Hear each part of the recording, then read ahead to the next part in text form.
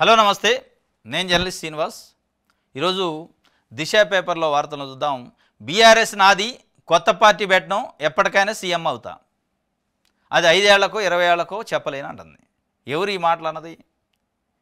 కల్వకుంట్ల కవిత గారు, కేసీఆర్ కూతురు, ముద్దుల కూతురు. ఆమె మొన్న ఒక ఇంటర్వ్యూ ఇచ్చింది TV5కి. ఇది పాడ్కాస్ట్ అని పెట్టింది. ఇదే బీఆర్ఎస్ పార్టీ నాయకులు ఆంధ్ర మీడియా అంటారు, ఆంధ్ర పేపర్లు అంటారు, కొన్నిటి మీద దాడి చేస్తారు అనుకూలంగా లేకపోతే వ్యతిరేకంగా మాట్లాడితే.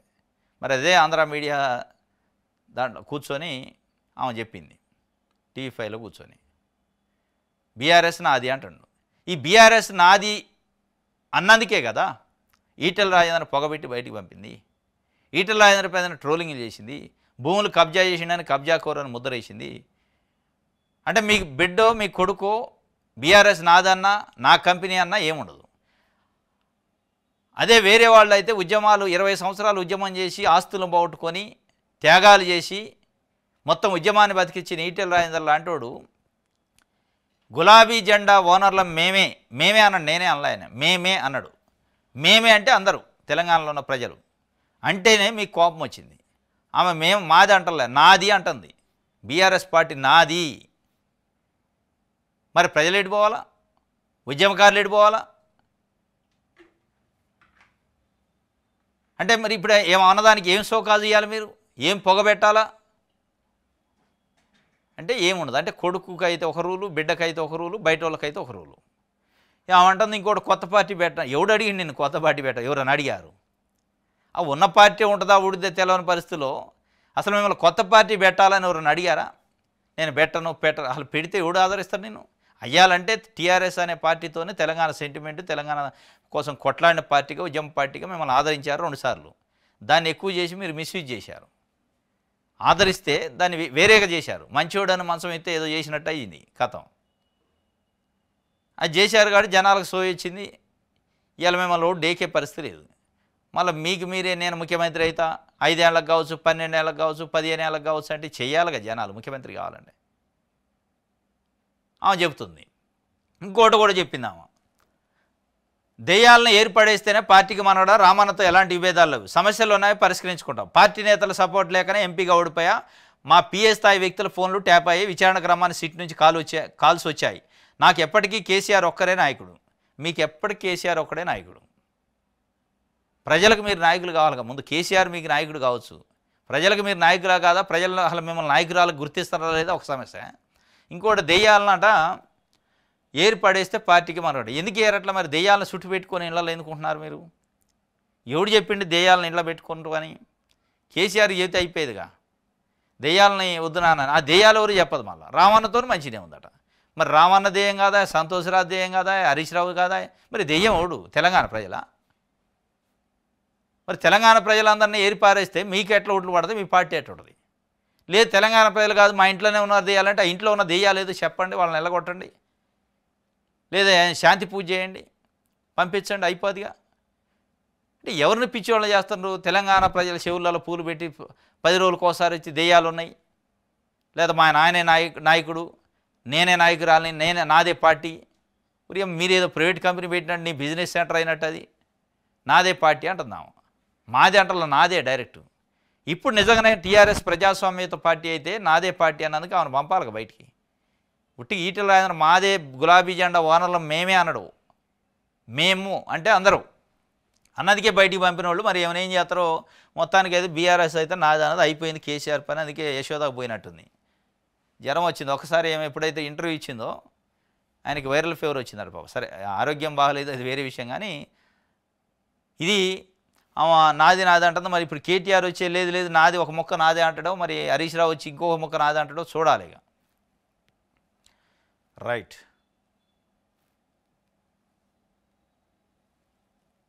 కేటీఆర్ చెబితేనే చేసిన నాటి మంత్రి ఆదేశాల మేరకే 54,88,00,000 చెల్లించిన. ఫార్ములా ఈ కార్ రేసులో కర్మ కర్త క్రియ ఆయనే. ఏసీబీ ఛానల్లో ఐఏఎస్ అరవింద్ కుమార్ 7 గంటల పాటు విచారణ స్టేట్మెంట్ రికార్డు చేశారట. కేటీఆర్ చెబితేనే చేసిండట. ఆయన ఇంకోటి అంటే రూల్ ప్రకారం చేసినట్లే, క్యాబినెట్ చెప్తే చేసినట్లే. కేటీఆర్ చెప్పిండు. కేటీఆర్ ఏంది నీకు ఓనర్? ఆయన ప్రజలు నీకు ఓనర్లు, ప్రభుత్వం నీకు ఓనరు. ఇప్పుడు కేటీఆర్ ఏదంటే చెప్తాడు, సెక్రటరీ అంటే అమ్మేయి అంటాడు, అమ్ముతా. చార్మినార్ రామకరాపు అరవింద్ కుమారు తెచ్చి డబ్బులు నాకు ఇయ్య అంటాడు, ఇస్తావా? నువ్వు ఒక ఐఏఎస్ అటెండర్ కాదు, నువ్వు కనీసం సోయి ఉండాలిగా. కేటీఆర్ ఏం చెప్తుండు, నేనేం చేస్తున్నా, ఇది చేయొచ్చా లేదా అనేది ఉండాలి. 54,88,00,000 రూపాయలు కేటీఆర్ చెప్తే ఇచ్చిండట. ఎవడన్నా ఒక రేషన్ కార్డు లేదని, ఒక ఇల్లు ఉండడానికి లేదని వస్తే ఇస్తారా మీరు? కేటీఆర్ చెప్తే ఇయ్యరు. మరి ఇదేదికి ఇచ్చారు అంటే దీంట్లో కమిషన్లు ఉంటాయి. అదే అసలు కథ. ఈ కమిషన్ల కథ కోసం కేటీఆర్ చెప్తే ఇచ్చిన, కేటీఆర్ ఎవరు చెప్పడానికి, నువ్వు ఎవరు ఇయటానికి? ప్రజల సొమ్ము అది. ప్రజలు ఎన్నుకున్న ప్రభుత్వం క్యాబినెట్ నిర్ణయిస్తే ఇవ్వాల. క్యాబినెట్ అప్రూవల్ ఉండదు, ఫైనాన్స్ అప్రూవల్ ఉండదు. కేటీఆర్ డైరెక్ట్ ఫోన్ చేసి చెప్తుంటే ఆయన అంటే ఇది ఎట్లా ఉందంటే కిరాణా షాపులో గుమస్తా లెక్క ఉంది. కిరాణా షాపు ఓనర్ కేటీఆర్, గుమస్తా అయినా అరే పలానోని పంపుతున్నా కానీ సరుకులు వాళ్ళకి ఒక 1000 రూపాయల సరుకులు అటు కట్టి నేను తర్వాత లెక్క రాసుకో అన్నట్టుంది. అది కిరాణా షాపా? రాష్ట్రం కిరాణా షాపు ఓనరు కేటీఆర్, దాంట్లో గుమస్తా పని చేస్తున్నాను. ఇది ఆయన చెప్పిండు, కేటీఆర్ చెప్తే అని. రైట్. ఇది దిశకు సంబంధించి ఆంధ్రప్రభలో మంత్రి పదవి ఇవ్వలేము. నిన్న మల్లికార్జున ఖర్గే వచ్చిండు, ఈరోజు ఎల్బీ స్టేడియంలో మీటింగ్ ఉంది. ఆ మీటింగ్కి చీఫ్ గెస్ట్గా ఈ మంత్రి పదవులు ఆశించి రాని వాళ్ళందరూ పిలిచిండట. మరి వీళ్ళు పోయారా ఆయన పిలిచిండో? ఏది మంచిర్యాల ఎమ్మెల్యే ప్రేమ్ సాగర్ రావు కానుంచి, నిజామాబాద్ నుంచి సుదర్శన్ రెడ్డి కానుంచి, రాజగోపాల్ రెడ్డి రాలేదు. ఆది శ్రీనివాసు వీళ్ళంతా, ఆది శ్రీనివాసు కూడా అటెండ్ కాలే, నేను రాలేనని చెప్పిండట. మల్లెడ్డి రంగారెడ్డి, రామ్మోహన్ రెడ్డి వీళ్ళంతా పోయారట. పోతే ఇయ్యలేనన్నాడట, డైరెక్ట్ చెప్పేసిండట. దాంట్లో స్పెసిఫిక్గా రెడ్డి సామాజిక వర్గానికి అయితే ఎట్టి పరిస్థితులకి లేదు, భవిష్యత్తులో కూడా లేదని చెప్పిండట. ఎందుకంటే ఇప్పటికే ఎక్కువ ఉన్నారు. మనం బీసీ కులగాన్ని అన్నాం, సామాజిక న్యాయం అంటున్నాం, ఇవన్నీ చెప్పి మళ్ళీ రెడ్డి వాళ్ళని పెడితే ఇప్పటికే పొంగురెడ్డి శ్రీనివాసరెడ్డి, ఉత్తమ్ కుమార్ రెడ్డి, కోమటిరెడ్డి వెంకటరెడ్డి, రేవంత్ రెడ్డి వీళ్ళే ఉన్నారు కదా చుట్టూ చూస్తే.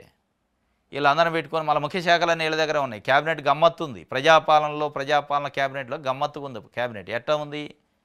ముఖ్యమైన శాఖలు R&B, పంచాయతీరాజు, అదే R&B, ఇరిగేషను, రెవెన్యూ, మున్సిపల్, విద్య, ఇవన్నీ ముఖ్యమైనవన్నీ రెడ్డి దగ్గర ఉన్నాయి. ఒక ఐటీ ఇండస్ట్రీసు శ్రీధర్ బాబు దగ్గర ఉంది. ఆర్థిక శాఖ ఒకటి ముఖ్యమైనది ఎస్సీ సామాజిక వర్గం బట్టి విక్రమార్క దగ్గర ఉన్నాయి. మిగతా అన్నీ తాలు అన్నీ ఎస్సీ ఎస్టీలు బీసీలకి ఇచ్చారు. మొత్తం వాళ్ళ చేతిలో పెట్టుకోండు. ఇది ఇప్పటికే బదనాం అవుతారు అని మీకు లేదు అని చెప్పిండట. ఈసారి చూద్దాం అంటారు. ఈసారి వచ్చేదోడు, ఉండేదోడు, పోయేదోడు వాళ్ళు కొంతమంది అలిగిపోయారట బయటికి. ప్రేమ్ సాగర్ అయితే ఇక మీటింగ్ల నుంచి మధ్యలో వెళ్ళిపోయిండట, అలిగిపోయిండట. ఆది శ్రీనివాస్ అయితే నేను రాలేనులే, ఇది అయ్యే కథ కాదు, అసలు 300 కాపుకు మంత్రి పదవి లేకుండా క్యాబినెట్ లేదు, నాకు ఇస్తానని ఇయ్యలేదు, ఇక నా కాన్స్టిట్యూన్సీలో జనంలో తిరుగుతున్నా, నేను రాలేనని డైరెక్ట్ ముఖమైన చెప్పేసిండట. ఇక రాజగోపాల్ రెడ్డికి పిలిపే లేదట.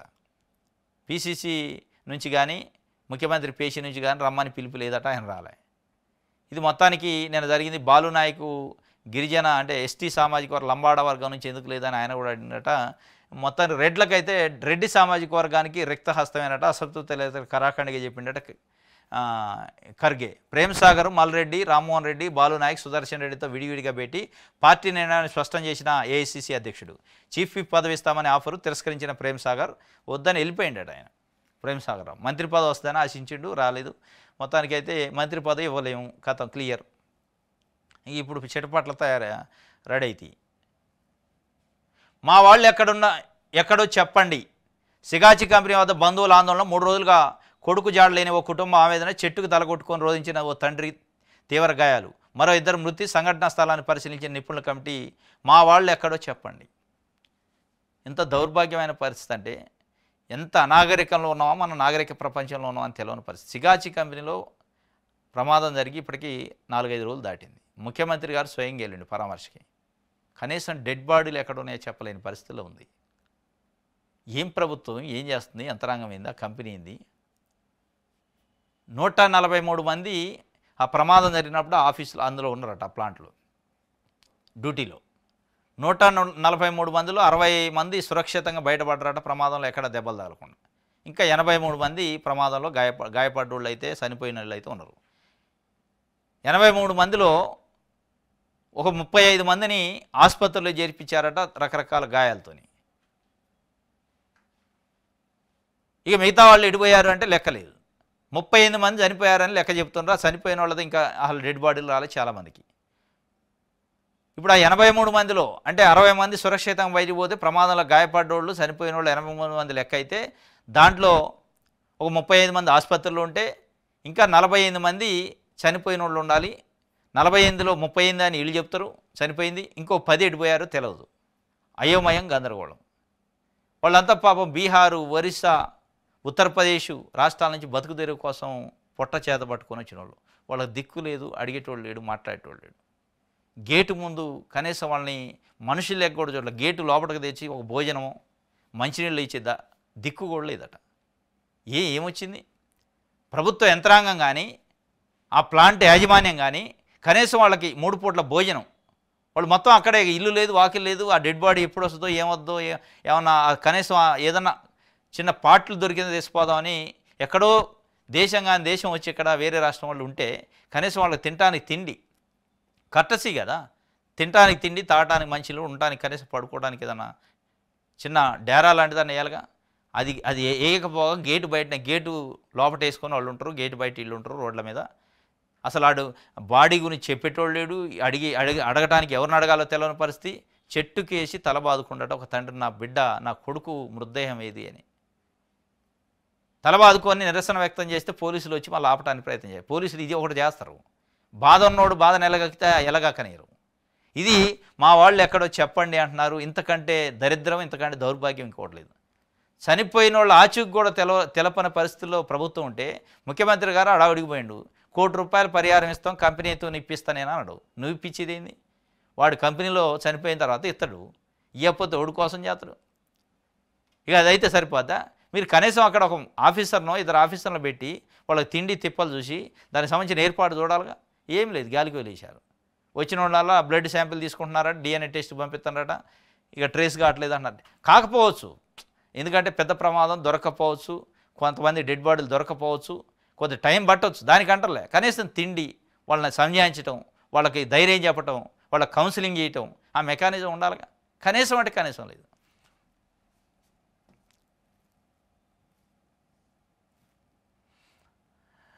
రైట్, ఆంధ్రజ్యోతి చూద్దాం. రైట్, నేడు సామాజిక న్యాయ సమరభేరి సభ జై బాపు జై భీమ్ జై సంవిధాన్లో భాగంగా ఎల్బీ స్టేడియంలో నేతలు కార్యకర్తలతో సమావేశం కానున్న కాంగ్రెస్ అధ్యక్షుడు, పార్టీ గ్రామశాఖ అధ్యక్షుల నుంచి ఎంపీలు ఎమ్మెల్యేల వరకు హాజరు. 40,000 మందికి పైగా వచ్చే అవకాశం. ఇప్పటికే హైదరాబాద్ చేరుకున్న ఖర్గే స్వాగతం పలిపిన ముఖ్యమంత్రి, మంత్రులు, టీపీసీ నేతలు. నేడు పిఎస్సి టీపీసీసీ విస్తృత కార్యవర్గ భేటీ పాల్గొన్న ఖర్గే. ఇలా కాంగ్రెస్ పార్టీ సంబంధించిన గ్రామశాఖ అధ్యక్షుల నుంచి మొదలు పెడితే ఎమ్మెల్సీలు, ఎమ్మెల్యేలు, ఎంపీలు, మంత్రులు అందరూ సంబంధించి 40,000 మందితో సమావేశం ఉంది. దానికి ఖర్గే గారు వచ్చిన ఏఐసీసీ అధ్యక్షుడు ముఖ్య అతిథిగా. దాంతోపాటు పిఎస్సి పొలిటికల్ అఫైర్స్ కమిటీ సమావేశం కూడా ఉందట. పిసిసి విస్తృత స్థాయి సమావేశం మొత్తానికి ఉంది. దీంట్లోనే ఈ అసంతృప్త నేతలకు నేను పిలిచి మాట్లాడింది, కానీ కొంతమంది సంజాయించిండు, కొంతమంది వెళ్ళిపోయారట. ఇది సామాజిక సమరభేరికి సంబంధించి. రాజాసింగ్ పైన బీజేపీ సీరియస్ అయిందట. ఎమ్మెల్యే పదవిపై అనర్హత వేటు కోసం స్పీకర్కి లేఖ రాసేందుకు సిద్ధం. ఇక బీజేపీ రాజాసింగ్ పైన సీరియస్ అంటే ఆ బీజేపీ కాదు, ఇక్కడ కిషన్ రెడ్డి బీజేపీది. నేషనల్ బీజేపీ దాకా పోయిందో లేదో అసలు ఆయన రాజీనామా చేసింది కూడా. ఇదే సందాన్ని కిషన్ రెడ్డికి ఇప్పుడు ఏం చేస్తారు, జ్వరపడతారు. ఇక ముందు ఆయన ఎమ్మెల్యే పదవిని బేకన్నా అంటాడు. అది బీకిన తర్వాత గెలుతారా మరి గోషమాల్లో మళ్ళీ అంటే ఇక అప్పుడు ఉంటుంది కథ. పరువు బాధ ఇంకోవటమే, ఏముండదు ఆడ. రాజాసింగ్ పైన సీరియస్ అయిందట బీజేపీ. కేసీఆర్కు అస్వస్థత, వారం నుంచి తీవ్ర జ్వరం, జలుబు, దగ్గు, తలనొప్పితో ఇబ్బంది. యశోద ఆసుపత్రిలో చికిత్స పొందుతాడట. కేసీఆర్ త్వరగా కోలుకోవాలని సీఎం రేవంత్, బండి సంజయ్ ఆకాంక్షించారు. నేను యశోద హాస్పిటల్లో జాయిన్ అయిన night doctor MV Rayan general physician press note release చేసిండు. స్టేబుల్గానే ఉంది, ఇబ్బంది ఏం లేదు. కొద్దిగా షుగరు అవి కొన్ని కంటెంట్స్ కొంచెం తేడా ఉన్నాయి, మిగతా అంతా నార్మల్ ఉంది, ఇబ్బంది ఏం లేదు, అవుట్ ఆఫ్ డేంజరు, ప్రాబ్లం లేదు. హెల్త్ బులెటిన్ ఇష్యూ చేశారు. ఆయన ఇప్పుడు యశోద హాస్పిటల్లో ట్రీట్మెంటు. అనిరుద్ధ్ రెడ్డి వ్యాఖ్యలను తీవ్రంగా పరిగణిస్తున్న క్రమశిక్షణా కమిటీ పరిశీలిస్తుంది. పీసీసీ చీఫ్ మహేష్ కుమార్ గౌడ్ 10 ఏళ్లలో బీసీలకు ఏం చేశారు, జవాబు చెప్పాకే కవిత రైలు రోకో చేయాలని సూచన. అనిరుద్ధ్ రెడ్డి జడ్చర్ల ఎమ్మెల్యే మొన్న చంద్రబాబు నాయుడు గారు కోర్టులో ఉన్నారు. ఇక్కడ చంద్రబాబు నాయుడు గారి కోసం పనిచేసేవాళ్ళు ఉన్నారు. వాళ్ళని కట్టడి చేయండి, వాళ్ళ కరెంటు నీళ్లు బంద్ చేయండి ఇళ్ళకి రాకుండా, వాళ్ళ కాంట్రాక్టర్ బిల్లులు రాకుండా చేస్తే అప్పుడు బనకచెర్ల ఆగిద్ది అనడం. దానిపైన పీసీసీ సీరియస్ అయిందట. నువ్వు ఎట్లా అంటావు చంద్రబాబు నాయుడు గారు కోర్టులో ఉన్నారని? మీకేం కడుపు నొప్పి ఆయన అంటే? ఉన్నరా లేదు చెబితే పాయ. ఇప్పుడు ఏం చంద్రబాబు నాయుడు గారిని తిరిగితే ఏళ్ళ కోపం వస్తుంది? చంద్రబాబు నాయుడు గారి కోర్టులో ఉన్నారంటే మీకెందుకు బాధ వస్తుంది? ముఖ్యమంత్రి రేవంత్ రెడ్డి గారు స్వయంగా ఆయన ముఖ్యమంత్రిగా 3 సార్లు చేసిన చంద్రబాబు నాయుడు గారు అత్యంత సీనియర్ నాయకుడు, బనకచెర్ల ప్రాజెక్టు 81,000 కోట్లతో కడతామని ఫ్రీ ఫీజిబిలిటీ రిపోర్ట్ తెచ్చుకుండు. మీరే చెప్పారు. దానిపైన పవర్ పాయింట్ ప్రజెంటేషన్లు ఇచ్చిండు. కనీసం ఒక ప్రాజెక్టు కట్టాలంటే ప్రైమరీ ఇన్ఫర్మేషన్ ఏముండాలో ఇవ్వకుండా ఆడ కాగితం ఒకటి పడేసి వచ్చిండు పర్మిషన్ కోసం. ఆ కాగితాన్ని పట్టుకొని మీరు గిలా కొట్టుకొని లెటర్లు రాస్తారు. అసలు ఆ కాగితం నిజమైందా అబద్ధమా, దాంట్లో నిజంగా ప్రాథమిక సమాచారం ఉందా లేదా కూడా చెప్పరైతారు వాళ్ళకి. ఏది కేంద్ర జల సంఘానికి చెప్పకుండా మీరు ఏడ కూర్చొని ప్రెస్ మీట్లు పెట్టి కాన్ఫరెన్స్లు పెడతారు. పెట్టుకుంటూ మీరు ఏమన్నారు, చంద్రబాబు నాయుడు గారు మాకు గోదావరి నీళ్ళు వాడుకోవడానికి ఎన్ఓసి ఇవ్వాలంటే అంటే ఎవరు కోర్టు? మరి దీనిపైన ఏం చర్య తీసుకోవాలి? చంద్రబాబు నాయుడు గారిని మీరు ఎన్ఓసి అడుగుతారా? తెలంగాణది ఒక ప్రభుత్వం, ఆంధ్రప్రదేశ్ది ఒక ప్రభుత్వం, ఇద్దరితో సమాన స్థాయి. పక్క రాష్ట్రం ఉండి ఎన్ఓసి అడగటమైంది ఇది కాదా? దీన్ని ధిక్కారణరా? దీనిపైన కాదు సీరియస్ కావాల్సింది. ఆయన ఏదో చంద్రబాబు నాయుడు గారిని తిడితే మీకు కోపం అవుతుంది, చంద్రబాబు నాయుడు గారిని పొగిడితే ఎవరికి కోపం రావాలా? ఎవరికి నోటీసులు ఇవ్వాలి? స్వయానా కేంద్ర జల సంఘమే నేను నోటీస్ ఇచ్చింది ఆంధ్రప్రదేశ్ ప్రభుత్వానికి. మీరు అంటున్న బనకచెర్ల వరద జలాలతోనే బనకచెర్ల కడుతున్నారుగా, అసలు వరద జలాలు అంటే ఏంది అనేది రాయలేడా అన్నారు. అంటే అది కూడా రాయాలి. ఆ వర్డ్ కూడా వరద జలాలు అంటే ఏంది, ఎట్లా లెక్కిస్తారు అనేది కూడా రాయకుండా మేము బనకచెర్ల కట్టుకుంటాం పర్మిషన్ ఇవ్వ అన్నాం. సిపిఐ నారాయణ దాని మీద అన్నాడు, ఇది బనకచెర్ల కాదు, మన కాదు, ఇది ఉపయోగపడేది కాదు, కాంట్రాక్టర్ల కమిషన్ల కోసం పెట్టిన ప్రాజెక్ట్ ఇది అన్నాడు. అదే అనిపిస్తుంది ఆయన రాసిన లెటర్. చంద్రబాబు నాయుడు గారు కొత్త ముఖ్యమంత్రి ఆయన కాదు, రేవంత్ రెడ్డి గారు లెక్క 3 సార్లు ముఖ్యమంత్రి చేసిండు, అంత పాలసీ తెలుసు, ఎట్లా ఉంటుందో ప్రొసీజర్ తెలుసు. ఎట్లా మరి వరద జలాలతో కడుతున్నప్పుడు ఇగో ఈ వరద జలాలు రోజుకి ఇన్ని వస్తాయి ఇన్ని పోతాయి అనేది లెక్క రాయాలిగా, ఏం రాయలేదట. దానిపైన శివాట్లు పెట్టి ఒక లెటర్ రాసింది నిన్న. వరద జలాలంటే వాళ్ళు ఏం చేశారంటే పోలవరం ప్రాజెక్టు పైన కుడి కాలువ ఉంటుంది, ఆ కుడి కాలువ పక్కన ప్యారలల్గా ఇంకో కాలువ తీసి పోలవరం నుంచి వచ్చే వరద జలాలని ఈ కాలువ నుంచి తరలించి తెసిపోయి ప్రకాశం బ్యారేజ్ కృష్ణానది ప్రాజెక్టులలో పోసి వాడుకుంటాం, దీనివల్ల తుంగభద్రకు కూడా నీళ్ళు పోతాయి అని చెప్పారు వీళ్ళు. అట్లా రోజుకు 1800 క్యూసెక్కుల నీళ్ళు అట 129 రోజులు తరలిస్తే కానీ వీళ్ళు అన్న 200 టీఎంసీలు భర్తీ అయింది. 129 రోజుల పాటు వరద నీరు ఉండాలి, రోజుకు 1800 క్యూసెక్కుల నీళ్లు తరలించాలి. అప్పుడు మీరన్న బనకచెర్ల 200 టీఎంసీల ప్రాజెక్టు ఆ టార్గెట్ రీచ్ అయింది. అప్పుడు 81,000 కోట్లు పెట్టిన దానికి సార్థకత ఉంటుంది. ఇది ఎక్కడ వరద? 129 రోజులు అంటే 4 నెలల పైన వరద ఉంటుందా నిజంగా? మరి ఆ వరద జలాలను రోజుకు 18 క్యూసెక్కుల చొప్పున 200 టీఎంసీలు ఎట్లా లెక్క వేశారు మీరు? ఎప్పుడు లెక్క వేశారు? అసలు వరద పోలవరమే పూర్తి కాలే, అక్కడ నుంచి వచ్చే వరదను ఎట్లా లెక్క వేశారని సూటిగా అడిగింది. ఇప్పుడు చెప్పాలి సమానం. మరి ఇవన్నీ చేసిన ఆయనతో నేను చర్చలు చేస్తా, మీరు ఎన్ఓసి అండి అన్న ముఖ్యమంత్రి పైన ఏమి నోటీస్ ఇస్తారు, ఏమి ఆగ్రహం వ్యక్తం చేస్తారు పిసిసి అధ్యక్షుడు? అది కూడా తప్పే కదా. ఇది ఒక వార్త తీవ్రంగా పరిగణిస్తారట.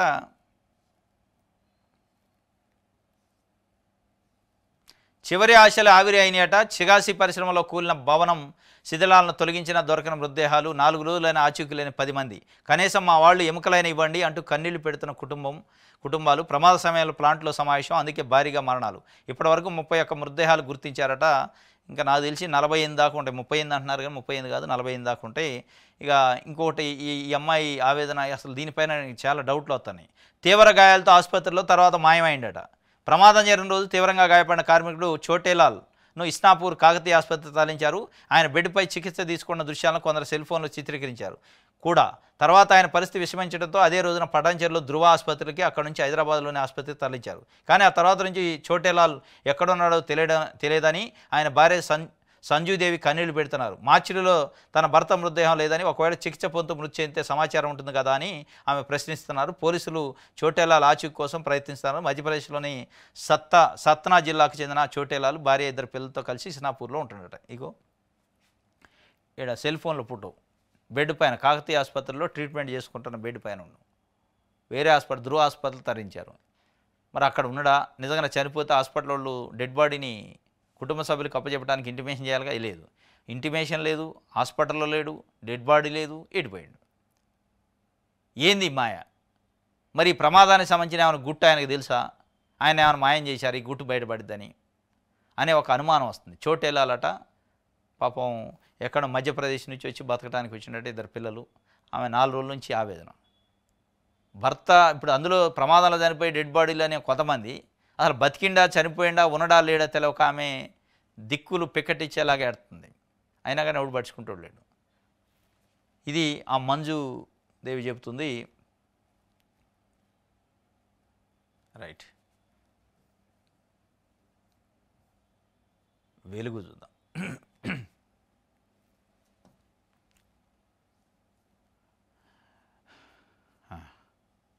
ఇంధనం ఇళ్లు జోరుగా వేగంగా నిర్మాణాలు పూర్తి చేస్తున్న సర్కారు.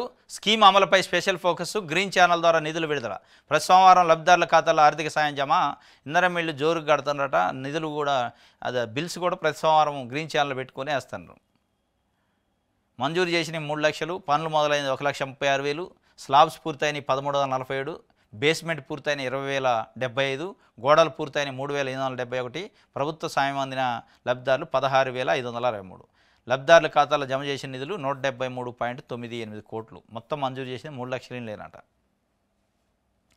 కేటీఆర్ చెబితేనే నిధులు పంపినాం. హెచ్ఎండిఏ అకౌంట్ నుంచి ఎఫ్ఈఓకు అంటే ఫార్ములా ఈ రేస్ కేసుకి 45 కోట్లు బదిలీ చేసినాం. ఇన్కమ్ ట్యాక్స్ కింద 8 కోట్లు కూడా చెల్లించినాం. నాటి ప్రభుత్వం పెద్దల ఆదేశాల మేరకే ఫార్ములా ఈ రేసు ప్రభుత్వ పెద్దలు ఎవరు? ఇంకా ఆయన కేటీఆరే కదా. ప్రభుత్వ పెద్దల ఆదేశాలంటే మళ్ళీ క్యాబినెట్ అనుకుంటారు.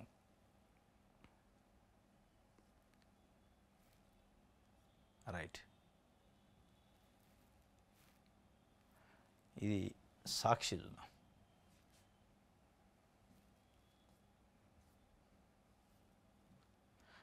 వచ్చేసారి ఇదే మంత్రి పదవులు రాని వాళ్ళకి ప్రేమ్ సాగర్ రావు, మల్లెడ్డి రంగారెడ్డి, రామ్మోహన్ రెడ్డి, సుదర్శన్ రెడ్డి, బాలు నాయకు వీళ్ళందరినీ పిలిచి చెప్పిండాడు వచ్చేసారంటే వాళ్ళు కూడా మాకు వచ్చేసారి వద్దులేని కొంతమంది పోయారట. ప్రేమ్ సాగర్ రావు లాంటి వాళ్ళు బయటనే మధ్యలో అలిగి వెళ్ళిపోయిండట. ఈ వచ్చేసారి ఇంకా ఇదేనా ఇది వంతులా అని చెప్పి వెళ్ళిపోయిండట. మొత్తానికైతే ఇయ్యలేని పరిస్థితి. సామాజిక కోణంలో వాస్తవంగా మరి అందరికి మంత్రి పదవులు అంటే అణించేస్తారు, ఇయ్యలేరు కదా. కులాలు ఉంటాయి, మతాలు ఉంటాయి, ప్రాంతాలు ఉంటాయి, జిల్లాలు ఉంటాయి, రకరకాలుగా ఉంటాయి. ఇయ్యలేని పరిస్థితి అని చెప్పి ఆయన చెప్పిండట. వచ్చేసారి అని చెప్పిండు. ఒకటే మాటతోని ఇక అందరు లేచిపోయారట. రైట్, పార్టీ ఎజెండా ముఖ్యం, అధికారమే లక్ష్యం. ఏడాదిన్నరలోనే కాంగ్రెస్ ప్రభుత్వం పూర్తిగా విఫలమైంది. బీఆర్ఎస్ కాంగ్రెస్లకు ప్రత్యామ్నాయం బీజేపీ అని ప్రజలు భావిస్తున్నారు. వచ్చే అసెంబ్లీ ఎన్నికలు అధికారంలోకి వస్తాం, నిత్యం ప్రజల మధ్యన ఉంటా, ప్రభుత్వ వైఫల్యాలు ఎండగడతా, రేపు లేదా 10న బాధ్యతలు స్వీకరిస్తా. సాక్షితో బీజేపీ రాష్ట్ర అధ్యక్షుడు ఎన్ రామచంద్రరావు ఒక ఇంటర్వ్యూ ఇచ్చిండు. పార్టీ ఎజెండా ముఖ్యమో, అధికారమే లక్ష్యం. ఏడాదిన్నరలో కాంగ్రెస్ ప్రభుత్వం పూర్తిగా విఫలమైంది. కాంగ్రెస్ బీఆర్ఎస్లకు ప్రత్యామ్నాయం బీజేపీ అని ప్రజలు ఆలోచిస్తున్నారు అంటాడు. వాస్తవమే. కానీ బీజేపీ తెలంగాణ శాఖ అధ్యక్షుడు ఎన్నికైన దాకా ఆలోచించారు. బీజేపీ తెలంగాణ కొత్త అధ్యక్షుడు ఎన్నికైన తర్వాత ప్రజల్లో ఒక చర్చ నడుతుంది. అంటే తెలంగాణ సమాజం కోరుకున్న అధ్యక్షుడు ఎవరు, కానీ బీజేపీ కేంద్ర నాయకత్వం ఎంపిక చేసింది అనే ఒక చర్చ నడుతుంది. అంటే తెలంగాణలో మెజారిటీ ప్రజలు, అన్ని వర్గాల ప్రజలు సహజంగానే కొంతమంది నాయకుల్ని ఈయనకు రావచ్చు అనుకున్నారు. ఈటెల రాజేంద్రరావు, బండి సంజయ్ అనేది ప్రధానంగా చర్చ నడిచింది. బండి సంజయ్ ఎఫిషియన్సీ ఏందో గతంలో అధ్యక్షుడిగా ఇస్తే చూశారు. పార్టీని బాగా ఉరుకులు పెట్టిండు, పార్టీని పుంజుకునేటట్టు చేసిండు. 48 కార్పొరేటర్లు జిహెచ్ఎంసీలో గెలిచేటట్టు చేసిండు ఆయన ఒంటి చేతితో. ఇది అందరికీ తెలిసింది. దాని తర్వాత వచ్చిన కిషన్ రెడ్డి గారు మొత్తం పడకేసిండు. అది అసలు ఉందా లేదా తెలవని, అధ్యక్షుడు ఉందా లేదా, పార్టీ ఉందా లేదా తెలవని పరిస్థితిలోకి పోయింది. ఆ సమయంలో కాంగ్రెస్ పార్టీ అధికారంలోకి వచ్చి సంవత్సరంన్నర దాటిపోయిన తర్వాత కాంగ్రెస్ పార్టీ పైన సహజంగానే వచ్చే వ్యతిరేకతని క్లెయిమ్ చేసుకునే దాంట్లో బీఆర్ఎస్ ఫెయిల్యూర్ అయింది. అంటే బీఆర్ఎస్లో ఉన్న వర్గ విభేదాలు, బీఆర్ఎస్ పైన వస్తున్న ఆరోపణలు, అవినీతి రకరకాలతోని అది ఉంది. ఇక ఆల్టర్నేటివ్ కాంగ్రెస్ వ్యతిరేకత ఉంది, బీఆర్ఎస్ పని ఇట్లా ఉంది. కాబట్టి బీజేపీ ఆల్టర్నేటివ్, బీజేపీకి అధ్యక్షుడు ఈటెల రాజేంద్రో లేదా బండి సంజయ్ వస్తాడు. వీళ్ళిద్దరిలో ఎవరు వచ్చినా కొంత మెరుగైద్ది. అంటే తెలంగాణ సమాజం మొత్తం బీజేపీ వైపు చూస్తుంది, బీజేపీ ఆల్టర్నేట్ ప్రత్యామ్నాయం అనే ఒక వాతావరణం వద్దనుకున్నాం. అనూహ్యంగా ప్రజలు కోరుకున్న దానికి వ్యతిరేకంగా బీజేపీ అధిష్టానం రామచంద్రరావు గారిని పెట్టింది. ఇప్పుడు ఒక డైలమాలో ఉంది ఈ తెలంగాణ సమాజం. ఎవరు ప్రత్యామ్నాయం? కాంగ్రెస్ పార్టీ పైన వ్యతిరేకత వస్తే ఎవరికి వేయాలి? జనాల ఓట్లు. బీఆర్ఎస్కి వేయాలన్నా? బీఆర్ఎస్ ఉంటుందా ఊడుద్దా? అసలు ఏంది వాళ్ళ పరిస్థితి ఏందో? వాళ్ళకి వాళ్ళు రోజుకొకళ్ళు దెయ్యాలు అంటున్నారు, దేవుళ్ళు అంటున్నారు, నేనే నాదే పార్టీ అని ఒకళ్ళు అంటారు, నేనే నాయకుడిని అని ఒకళ్ళు అంటారు, రకరకాలుగా వస్తున్నాయి. కాంగ్రెస్ మీద వ్యతిరేకత, బీఆర్ఎస్ పరిస్థితి, బీజేపీ పరిస్థితి చూస్తే ప్రజలు కోరుకున్న వ్యక్తికి అధ్యక్షుడిలే. మరి ఇప్పుడు బీజేపీ ముందున్న ప్రధాన సవాల్ ఏంటంటే, ప్రధానంగా వాళ్ళు నిజంగానే పొలిటికల్ ఎత్తుగాడ అయితే ఏ పార్టీ కోఆపరేట్ చేయక బీఆర్ఎస్కో లోపాయికారికి మద్దతు ఇవ్వడానికి కాకపోతే ఈ ఎన్నిక ముఖ్యమంత్రి అభ్యర్థి ఎవరు అనేది డైరెక్ట్గా చెప్పని ఇండైరెక్ట్గా ఇండికేషన్స్ ఇచ్చి వదలాలి. ప్రచార కమిటీ చైర్మన్ ఏదో ఒకటి పెట్టి ఈటెల రాజేంద్రనో బండి సంజయ్నో వదిలితే అప్పుడు కొంత ఈయన అధ్యక్షుడిగా ఉంటాడు, ఈయనే లీడ్ చేసేది రేపు ప్రభుత్వం వస్తే అని ఒక ముద్ర వేసి పంపిస్తే అప్పుడు ఏమన్నా ప్రయోజనం ఉంటుంది తప్ప, లేదంటే ఒక డైలమా. ఈ డైలమా రేపు సంకీర్ణ ప్రభుత్వానికి కూడా దారులేసే అవకాశం ఉంది తెలంగాణలో, డౌట్ లేదు. ఆయన పార్టీ ఎజెండా, పార్టీ అధికారంలో తీసుకురావటం అంటాడు కానీ రామచంద్రరావు గారు రైట్. ఇది మన తెలంగాణ చూద్దాం.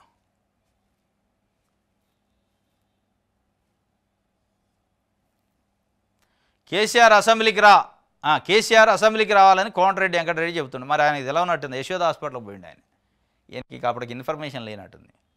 జ్వరం వచ్చి యశోద హాస్పిటల్ ఆయన ఉంటే అసెంబ్లీకి రావంటే ఆడవుతారు. ఇప్పుడు నేను కేసీఆరే నాకు ఆల్టర్నేటివ్, నా స్థాయికి కేసీఆర్ తప్ప కేటీఆర్ హరీష్ రావుతో మాట్లాడిన అంటాను అసెంబ్లీలో. రైట్, ఈనాడు చూద్దాం.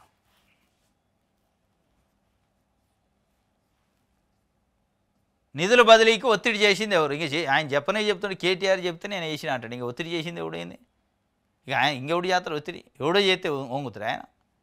కేటీఆర్ ఆయన బాస్ అన్నట్టు, బాస్ చెప్తే వింటాడు, ఇంకోలో చెప్తే ఎందుకు వింటాడు? రైట్, ఇది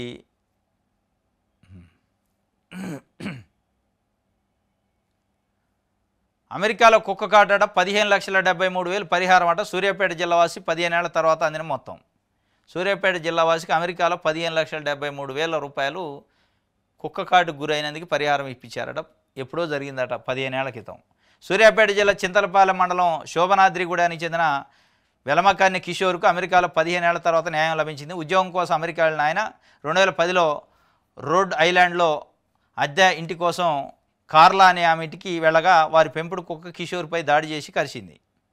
దీంతో వైద్య ఖర్చులకు $600 ఇస్తానని కార్లా హామీ ఇచ్చింది. అనంతరం ఆ మొత్తం ఇవ్వకుండా దుర్భాషలాడింది. దీంతో కిషోర్ వాషింగ్టన్ డీసీలో కోర్టును ఆశ్రయించారు. వాదనల అనంతరం ఆయనకు అనుకూలంగా అదే ఏడాది కోర్టు తీర్పు వెలువరించింది. వైద్య ఖర్చులు, న్యాయ ఖర్చులు, పరిహారం, వడ్డీ కలిపి $10,359 బాధితుడికి ఇవ్వాలని ఆదేశించింది. అయితే కార్లా ఐపీ పెట్టడం, ఇల్లు తనఖాలో ఉండటం పరిహారం రాలేదు. ఇటీవల ఆమె తన ఇంటిని విక్రయించగా కోర్టు ఆదేశాల మేరకు కొనుగోలుదారు నుంచి ఆ పరిహారం మొత్తం వడ్డీతో సహా $29,092 వచ్చాయని వెల్లడించారు.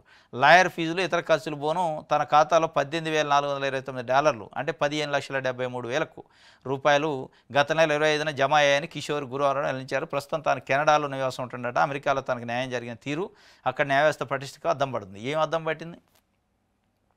ఇప్పుడు అమెరికాలో 15 ఏళ్ళు ఏడవలసి వచ్చి మన దగ్గర కూడా అదే కథ.